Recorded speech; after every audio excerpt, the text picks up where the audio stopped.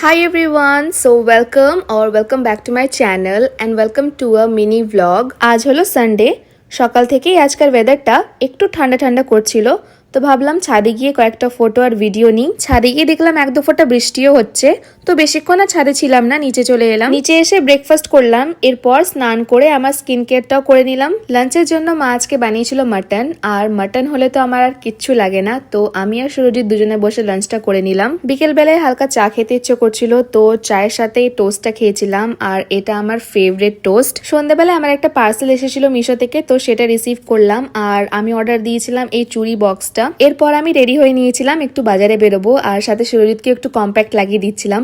ও তো লাগাতেই চাইছিল না, কিন্তু আমি জোর করে লাগিয়ে দিয়েছি। এরপর দুজনে বেরিয়ে পড়লাম, আর আজকে রাস্তায় প্রচুর জ্যাম ছিল।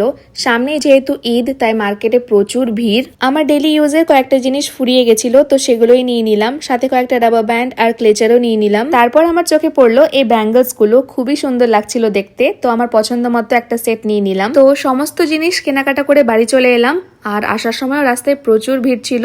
বাড়ি এসে ডিনার করলাম। So yeah, that's it for today. Thank you so much for watching. Bye bye.